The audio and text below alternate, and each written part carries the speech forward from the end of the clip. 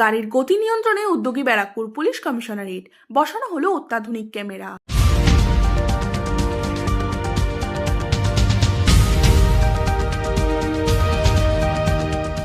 কলকাতা থেকে শহরতলি সংযোগকারী অন্যতম গুরুত্বপূর্ণ রাস্তা বিটি রোড।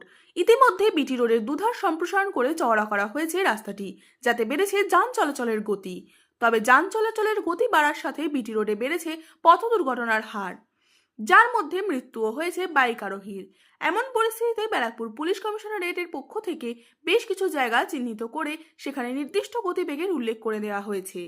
দ্রুতগতি যানবাহনের উপর নিয়ন্ত্রণ আনতে এবার টিটাগড়ে বসানো হলো অত্যাধুনিক মানের ক্যামেরা, যে ক্যামেরার মাধ্যমে ৪৫ কিলোমিটার প্রতি ঘন্টার বেশি গতিতে গাড়ি সেই জায়গা অতিক্রম করলে সেই গাড়িটিকে চিহ্নিত করা যাবে এবং জরিমানা করা হবে। সম্পূর্ণ বিষয় নিয়ে টিটাগড় পৌরসভার পৌরপ্রধান কমলেশ সাউ জানান, হ্যাঁ দেখেন, আমরাও খুব চিন্তায় ছিলাম যে মাঝখানে যখন রাস্তাটা চড়া হয় তারপর থেকে দেখলাম ২-৩টে পথ দুর্ঘটনা আমাদের টিটাগড় অঞ্চলে হয়েছে। হ্যাঁ, বিটি রোডে।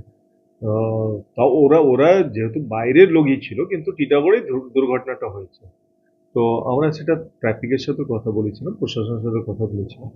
আর আজকেই এটা সুখবর যে আমাদের টিটাগড় অঞ্চলেই ওরা এক্ষুনি আমাকে আধ ঘন্টা আগেই জানালো যে এখানে একটা স্পিড মিটার বসিয়ে দেওয়া হয়েছে এম্পায়ার জুট মিলের সামনে। ওখানে দুটো দুর্ঘটনা কয়েকদিন আগে হয়েছিল, তো সেখানেই একটা স্পিড মিটার বসিয়ে দেওয়া হয়েছে, যাতে যারা খুব বেশি স্পিডে যদি গাড়ি চালায় সেটা অটোমেটিক্যালি ফাইন হয়ে যাবে।